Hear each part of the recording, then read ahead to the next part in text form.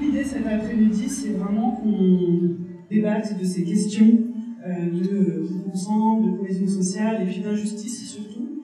Comment est-ce que nous, en tant qu'architectes, on peut apporter notre pierre à l'édifice de la réduction des inégalités et des injustices. Monsieur Garcia, si je me trompe pas, vous travaillez pour Ozone Conseil, vous intervenez dans des grandes copropriétés dégradées. Aujourd'hui, quel est l'enjeu et comment vous pouvez peser sur cette question justement des inégalités sociales en tant qu'intervenant privé, c'est ça, sur une tentative de reprise en main de la situation de la part des pouvoirs publics. Nos missions consistent quasiment exclusivement à accompagner les collectivités locales pour la plupart, l'État par moment, pour mettre en œuvre des stratégies pour la requalification des grands ensembles immobiliers privés, des quartiers en déclin. Vous donnez l'exemple du Chêne Pointu, où justement là on voit que deux grandes copropriétés au Chêne Pointu, l'époque du Chêne Pointu à Clichy-sous-Bois, 1500 logements, une concentration de facteurs aggravants très importants, grande difficulté, et on voit que la solution de la réhabilitation elle va se concentrer sur très peu de logements finalement, et qu'on est arrivé à une situation où on est obligé de démolir, restructurer pour partir à zéro. Les gens sont expropriés pour pas grand chose. Parfois on arrive à la situation où avec le produit indemnité d'expropriation, ils ne remboursent pas leur crédit qu'ils ont encore, donc ils sont relogés, de part sociale, ils payent encore un crédit. Ça, c'est une situation dramatique, et financièrement, comme les démolitions ça coûte très cher à la société, beaucoup plus cher que d'essayer de réhabiliter, d'essayer de remettre un peu sur les rails des copropriétés. Un autre facteur aussi important, c'est le retard d'investissement, évidemment. On a un patrimoine initial qui est en état, et puis il faut l'entretenir. Et cette préservation de patrimoine coûte cher, et dans ces copropriétés dégradées, petit à petit, on ne fait pas les investissements. On a du mal, déjà, à payer les charges de fonctionnement, hein, à payer son chauffage, nous n'en parlons pas aujourd'hui, mais le chauffage, l'eau, le gardien, l'ascenseur, une fois qu'on a réussi à payer ça, si on y arrive, il reste que rien pour le reste. Les familles sont captives. Alors elles sont captives parce que elles ne peuvent pas vendre leur patrimoine, même si elles le souhaitent, elles ne peuvent pas vendre leur patrimoine à un prix décent. Et donc, alors soit elles restent, même à défaut, soit si elles s'en vont, elles bradent évidemment leur logement, elles font des sacrifices, et ce qui arrive, c'est que ça devient des logements qui sont la proie d'investisseurs un peu indélicats, voire même de marchands de sommeil. Il y a eu des statistiques qui ont été faites sur la copropriété du Chêne, de l'époque du Chêne Pointu, il y a quelques années maintenant. 70% des propriétaires occupants vivaient en dessous du seuil de pauvreté. Est-ce qu'on se rend compte du paradoxe? On gagne moins de 900 euros par mois, et donc on est capable, malgré tout, de faire l'acquisition d'un bien, de devenir propriétaire. Des dispositifs publics, on en a de plus en plus, et on a une prise de conscience, alors qui n'est pas partagée encore dans tous les territoires, des collectivités locales pour intervenir et accompagner ces copropriétés en difficulté. Participer au redressement de la copropriété, c'est très bien que c'est sur le long terme. Et ce qui va réellement permettre que la copropriété elle se replace dans son environnement, c'est qu'il y a un marché immobilier qui se réinstalle. Qu'il y a un prix qui augmente, que les familles qui souhaitent vendre puissent vendre. Je travaille à Bondy sur une barre d'immeubles où des familles qui sont dans un logement depuis plus de 30 ans, parfois, j'ai entendu Seine-Saint-Denis Habitat dire que les familles ont payé 2 fois leur logement, en fait, en loyer. Et elles ne lèguent rien à leurs enfants, donc il y a zéro patrimoine qui est légué derrière. Donc est-ce qu'on n'entretient pas aussi la génération suivante dans pas une pauvreté, mais en tout cas, il n'y a pas de bien qui est cédé, il n'y a pas de patrimoine, on a tout mis dans un loyer. Donc on est arrivé à un mode économique immobilier du logement qui est quasiment en faillite, et malgré tout, et paradoxalement, je veux dire, on construit énormément. L'organisation et la réforme territoriale qui s'est passée depuis la décentralisation de 82 a amené à constituer des métropoles très très denses. Paris est sans doute le bout du symptôme aussi, c'est-à-dire qu'on est arrivé à une telle densité qu'on s'aperçoit qu'on ne peut plus se loger. Enfin, ça a créé des délaissés, etc., mais aussi une spéculation folle, et on en parlait tout à l'heure. À partir du moment où on rénove un quartier, qu'on y amène de la mixité, on amène du transport en commun, paf, on monte dans une logique spéculative, et du jour au lendemain, les quartiers qui étaient délaissés deviennent des quartiers inabordables. Enfin, on voit bien que la mécanique qu'on a mis en place, elle est extrêmement dure. Et donc, dans les quartiers dans lesquels il y a de la tension, on arrive à toutes ces pathologies-là, de difficultés de logement, etc. Quand on intervient sur des territoires, entre guillemets, ruraux, on s'aperçoit que la France est équipée de manière massive de logements, d'écoles, de gares, de crèches, etc., et qu'on nous rabâche le manque de logements. Alors que nous, ce qu'on constate dans les territoires dans lesquels on est, c'est qu'il y a une vacance énorme d'un territoire qu'on a occupé jadis. Je voudrais revenir aussi sur ce que vous disiez, vous en avez parlé un petit peu, mais peut-être pas jusqu'au bout, là, sur la question des parties communes, en fait, l'idée de l'en commun, qui est souvent quand même quelque chose, quand c'est bien conçu et quand on a un peu cette impression de rentrer avec les autres dans quelque chose de bien vu, de bien dessiné. C'est aussi la question qu'on nous pose ici, qu'est-ce que nous, architectes, on peut apporter? Nous, on est des gens de dessin, des gens qui répondent à un programme. Tout à l'heure, c'était dit, la question de la commande, elle est quand même problématique. Moi, j'ai l'impression que, en tant que professionnel, j'arrive souvent en bout de chaîne, on ne consulte pas tellement, et que notre mission, en tant qu'architecte conseil de l'État, c'est plutôt d'essayer d'être, au contraire, très au début, quoi. On n'a pas choisi cette date au hasard, hein, la journée des droits de la femme, n'est-ce pas? Donc j'avais bien envie qu'on puisse parler un petit peu des questions de sûreté, mais pas que de sûreté dans l'espace public et de comment est-ce que les femmes peuvent se sentir dans tout quartier. En fait. Est-ce que finalement le cadre et l'environnement urbain peuvent être facteurs de se sentir bien et du coup de porter des initiatives, de favoriser du leadership? Nous, on existe depuis 1988. On est à Bobigny, à l'Abreuvoir depuis 92, donc 30 ans du coup. Ici, c'est vrai que chaque année, on a de plus en plus de monde, on répond à de plus en plus de besoins. On a de nombreuses activités, donc on a les médiations, les permanences de médiation et d'accès au droit. Donc on reçoit toutes les personnes pour toutes les démarches administratives.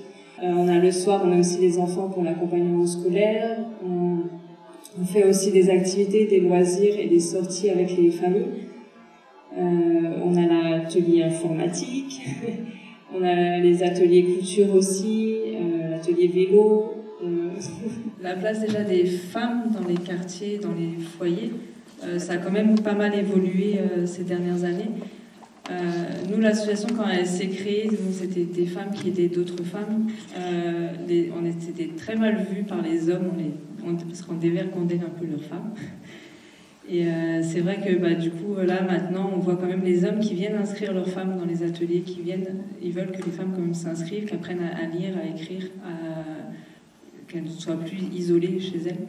Vous disiez, on reçoit de plus en plus de personnes, il y a de plus en plus de besoins. On ne s'arrête pas. Enfin, comme vous avez dit, quand vous rentrez, c'est plein, c'est qu'on manque d'espace aussi. C'est pas l'équipe en soi qui manque, mais c'est vraiment que les locaux sont restreints, donc on fait comme on peut. Admettons qu'on ait le choix, vous aimeriez arriver dans quel type d'espace pour que eux ils rentrent ce soir en se disant tiens, demain si je bosse avec une association qui ressemble, ils m'auront donné des idées et les idées viennent du terrain. Et c'est ça qui est intéressant. Au-delà de l'espace plus grand, je pense que déjà un premier accès au rez-de-chaussée, déjà c'est primordial. Après, si on a des activités qu'on doit mettre à l'étage, nous on s'adapte. En fait, on s'est adapté. C'est vrai qu'on s'adapte à 120 mètres carrés. On fait plein de choses. Être au cœur du quartier, ça c'est important. Oui, rester dans ce quartier, oui. On y est depuis 30 ans. Et du coup, je pense qu'on est visible et repéré par le public. On reçoit beaucoup de femmes, de mamans. Je pense que il faudrait un système de garde. Je vois par là des crèches principalement pour que ces personnes puissent elles aussi avoir le temps de chercher un emploi ou de s'occuper de toute leur démarche administrative. Après, dans ce secteur-là, je trouve aussi qu'il n'y a pas énormément de commerce comme les Carrefour, les Leclerc, les Franprix. Il les personnes doivent quand même se déplacer. Si elles sont pas véhiculées, c'est assez difficile de faire des grandes courses. Et pour les femmes aussi, pourquoi pas Sona, Amam, enfin, je te donne un peu des idées en vrac. Alors, je rebondis parce que très vite, en fait, vous êtes arrivés sur des choix politiques, finalement, où les architectes, eux, peuvent suivre le politique. Je pense que le rôle des architectes, c'est de savoir comment on produit des espaces, qui ont une capacité, on va dire, à s'adapter aux usages qu'on veut proposer, enfin, qu'on veut déployer, on va dire, à cet endroit-là. Mais je pense qu'en tout cas, en tant qu'architecte conseil de l'État, et qu'on conseille les collectivités, les questions programmatiques me semblent essentielles, en tout cas à aborder. Le problème, c'est qu'on est obligé de les aborder un peu rapidement et à dire d'expert. GitHub, c'est une association qui a été fondée en 2016 et qui a pour objectif de mettre en lumière le meilleur de ce que les quartiers populaires apportent à notre pays. Donc la culture, dans la culture, la musique, l'entrepreneuriat, la recherche et la solidarité. Dont notre projet a pour vocation principale de créer les conditions pour que la jeunesse de ces quartiers se valorise, se réalise et prenne sa place dans la société française. Et pour nous, prendre sa place dans la société, c'est plus que réussir ses études ou trouver un travail. C'est en fait pouvoir la comprendre, se sentir légitime d'y naviguer et prendre part aux grands enjeux contemporains. Nous, on n'est pas contre ce qu'on disait tout à l'heure avec Hélène, c'est qu'on n'est pas contre la rénovation des quartiers. Au contraire, nous, ça fait des années qu'on y habite et qu'on la réclame, cette rénovation, au niveau des ascenseurs, au niveau des cages d'escalier. Ce qu'on déplore, justement, c'est ces phases de concertation qui ne sont pas tout le temps mis... on n'est pas tous informés de la même manière. Et je parle d'en bas, mais je parle aussi d'en haut. Comment est-ce qu'on fait pour aussi apprendre aux personnes qui vont arriver justement dans le cadre de cette rénovation, qu'ici il y a déjà une culture, qu'ici il y a déjà des choses qui se font en termes de militantisme, en termes de social, etc. Quand la partie consultation ou étude, elle est faite peut-être de manière précipitée, peut-être qu'il y a des contraintes politiques, il y a des contraintes économiques, je ne sais pas. Mais c'est vrai que s'il n'y a pas le temps passé à étudier la manière dont le quartier est habité, la solution qui va être apportée, elle est apportée par des gens qui n'habitent pas le quartier, donc qui vont avoir des idées préconçues, qui vont avoir aussi, qui vont être formatées par des études en fait et par un vécu qu'ils ont eu dans un architecte qui est issu de la ruralité va avoir un imaginaire différent de ce que peut être un quartier populaire, etc. Donc il y a tout ça et donc je pense qu'il faut que ce soit confronté quelque part à déjà une étude du quartier, mais aussi une concertation des habitants, des premiers concernés. On n'a que très peu de connaissances en fait de nos territoires. Moi, j'ai grandi à Argenteuil. Il a fallu que j'attende d'être adulte pour comprendre qu'en fait Argenteuil avant c'était une ville de villégiature. Il y a eu l'impressionnisme.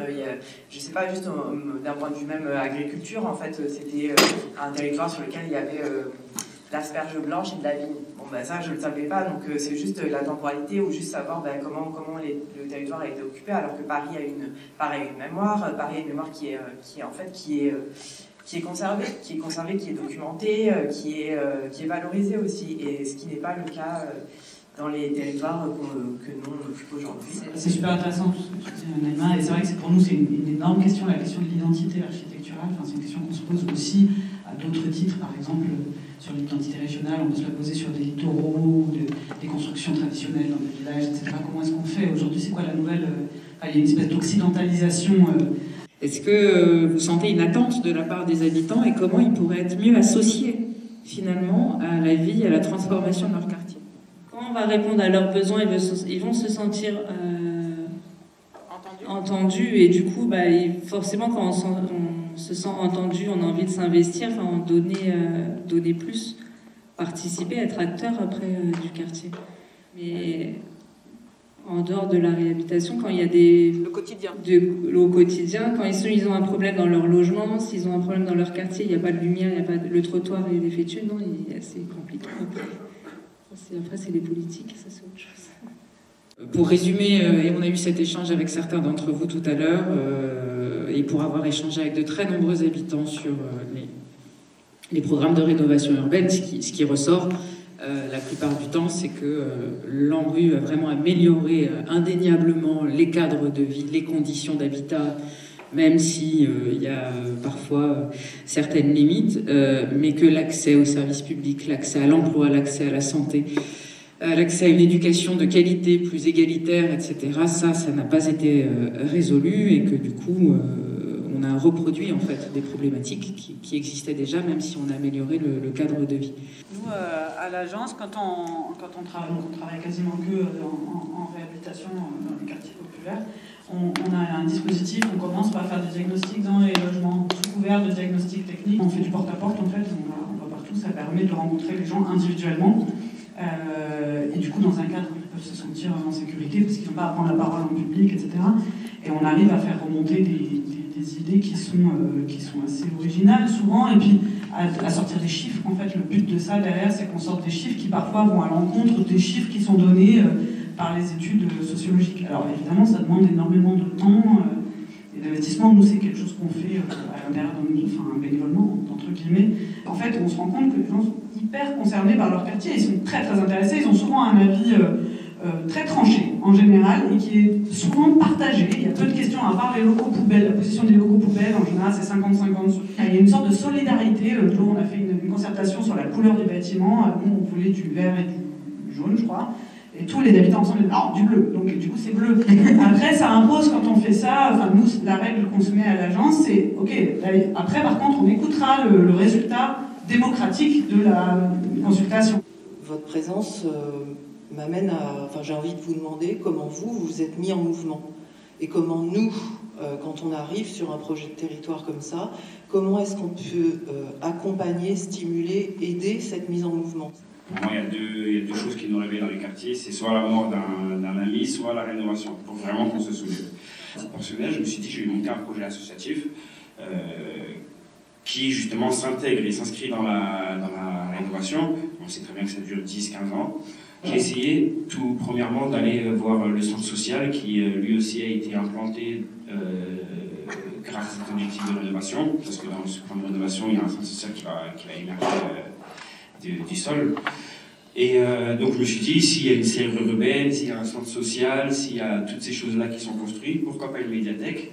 Donc de ce constat-là, moi j'ai établi un partenariat justement avec le maximum d'associations sur le quartier.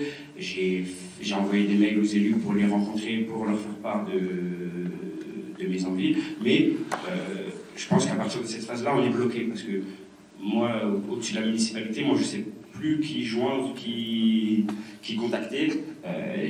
Moi aussi, je suis assujetti à cette scission. Là, on a des architectures, on a des centres sociaux, on a des municipalités. C'est le discours que j'ai aussi avec les agents municipaux, c'est qu'on doit s'allier. En fait, cet événement, il fait suite à un événement qu'on a fait à Barcelone, un séminaire qu'on a fait au mois d'octobre à Barcelone. Et à Barcelone, ce qu'on a vu notamment dans le quartier qu'on a visité le samedi matin, c'était qu'à l'origine des projets dans les quartiers, c'était souvent c'était tripartite en fait. C'est les élus, enfin la collectivité représentée par ces élus, les entreprises et les citoyens et les associations en fait. Et donc il y avait des espèces, à l'origine de chaque projet dans un quartier, il constitue un espèce de comité qui est, d'après ce que j'ai compris de ce qu'on a vu à Barcelone, c'est ça qui fait un peu la force du quartier. C'est qu'on n'est pas dans une concertation où on vient demander aux gens, ça vous plaît le plan, vous préférez jaune ou vous préférez rouge. Mais vraiment dès le début, on a peut-être 10 ans avant le projet, un comité qui se met en place, qui se réunit avec des obligations de réunion. Voilà. Moi, je réquisitionne énormément de lieux. On parlait tout à l'heure d'occupation informelle. On a besoin aussi d'avoir des lieux pour faire valoir aussi notre culture. Je trouve ça désolant de passer justement par cette mode d'action. Parce que de manière illégale, c'est ça que tu veux dire? De base, oui, quand on réquisitionne un lieu, c'est illégal, mais après, nous, on fait en sorte de le rendre le plus légal possible en déclarant l'association à la préfecture à l'adresse même, en faisant des actions, en mettant en partenariat justement avec la municipalité, qui ne sait pas toujours forcément qu'on est dans un lieu squatté, mais c'est justement en l'apprenant qu'ils disent mais pourquoi vous squattez, il y a des locaux disponibles, donnez-les-nous. C'est tout à fait vrai. Des demandes depuis 5 ans, 10 ans. Moi, je pense que disons, la façon d'investir un lieu, on le voit avec votre association.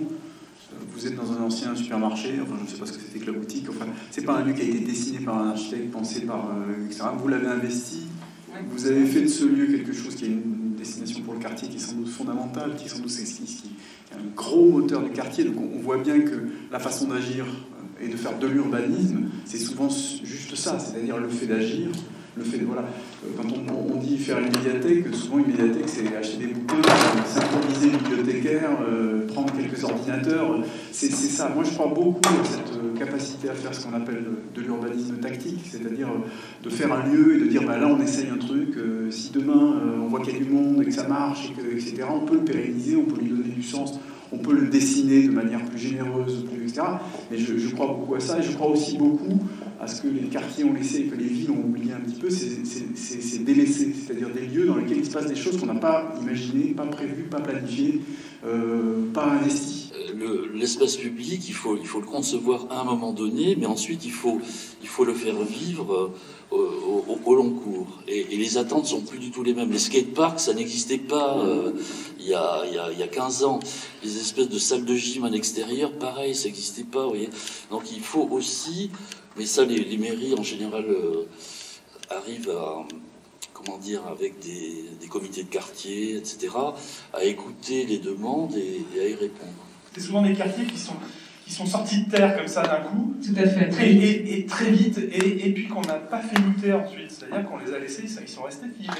Or, un quartier, enfin l'histoire de la ville, c'est des endroits qui se transforment, qui évoluent, qui s'enrichissent, qui se transforment. Et ça, aujourd'hui, on se refuse à le faire. Et peut-être que l'ANRU devrait investir un peu plus cette question-là, c'est-à-dire de se dire, plutôt que de se poser la question de savoir comment on fait évoluer en démolissant pour reconstruire, peut-être qu'il faudrait se poser la question de savoir comment, avec ce qui existe, on continue et on transforme. C'est-à-dire que c'est un modelage de la ville. Donc, moi, je trouve qu'il y a trop d'argent qui est mis dans la forme. Et moi, je trouve souvent que ça pourrait être en forme de cœur, en forme d'étoile, en forme de n'importe quoi, et ça ne changerait pas grand-chose, et pas assez à financer et professionnaliser GetUp et ton lieu, etc. Et arrêter de croire que la forme urbaine et la forme architecturale peut tout. Et que ça va gommer en fait les problèmes de faire une nouvelle forme, une nouvelle gueule en fait au truc. Moi je pense pas qu'on résout les problèmes. En gros, il y a un gros problème économique, 70% des gens qui n'ont pas de boulot, des jeunes notamment, qui sont quand même les forces vives, les forces sur lesquelles il faut s'appuyer pour demain.